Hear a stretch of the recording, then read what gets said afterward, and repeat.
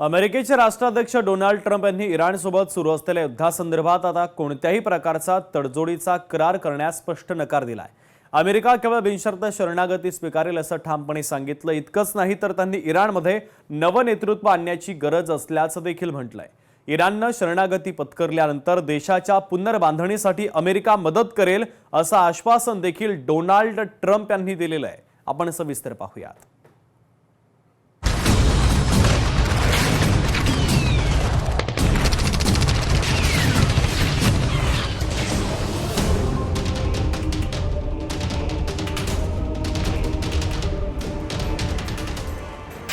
बिनशर्त शरणागती हाच इराणपुढे पर्याय, ट्रम्प यांचा इशारा। बॉम्ब हल्ल्यांची तीव्रता वाढवण्याची अमेरिकेची इराणला धमकी। इराणला कमी न लेखण्याचा अमेरिकेचा सल्ला। ट्रम्प सोशल या सोशल मीडिया प्लॅटफॉर्मवर डोनाल्ड ट्रम्प यांनी पोस्ट करत इराणला निर्वाणीचा इशारा दिलाय। या पोस्टमध्ये ट्रम्प यांनी 28 फेब्रुवारीपासून सुरू असलेल्या संघर्षानंतर प्रथमच अमेरिकेची युद्धातील भूमिका स्पष्टपणे मांडली। त्यांच्या या वक्तव्यामुळे मागील काही दिवसांपासून विविध देशांकडून सुरू असलेल्या शांतता प्रयत्नांनाही मोठा धक्का बसला। इराणसोबत कोणताही करार होणार नाही, फक्त बिनशर्त शरणागतीच स्वीकारली जाईल असं या पोस्टमध्ये स्पष्टपणे म्हटलेलं आहे।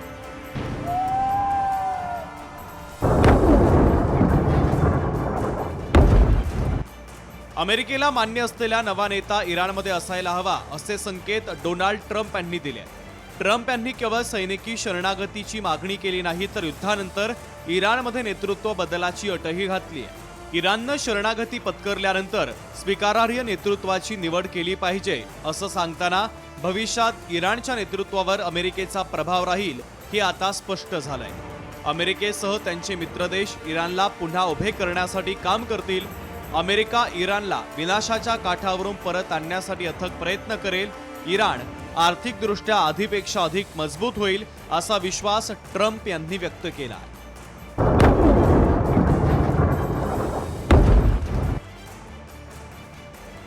दरम्यान इराणचे राष्ट्राध्यक्ष मसूद पेजेश्कियान यांनी अमेरिकेची मध्यस्थीची गरज नसल्याचं स्पष्ट केलंय।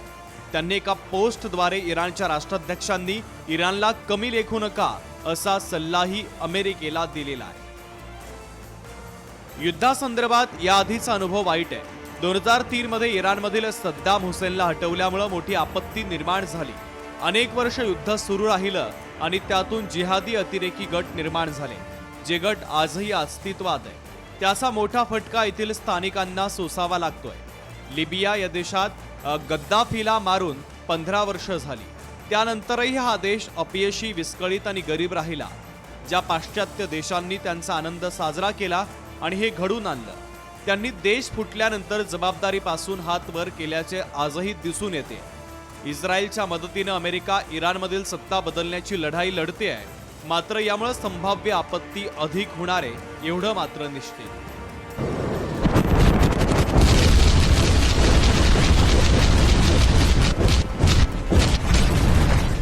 भूमध्य समुद्रामध्ये अमेरिकेनं आपल्या युद्धनौका आणि लढाऊ विमानं सज्ज ठेवली आहे। ट्रम्प यांच्या शरणागती संदर्भातील विधानानंतर आता अमेरिका थेट युद्धामध्ये उतरणार का याकडे जगाचं लक्ष लागलंय। रशिया आणि चीननं अमेरिकेच्या शरणागतीच्या मागणीला विरोध केला असून त्यामुळे परिस्थिती अधिक चिघळू शकते असा इशारा दिला।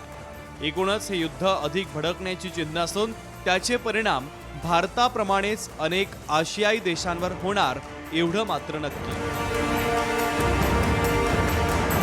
ब्युरो रिपोर्ट, लोकशाही मराठी, मुंबई।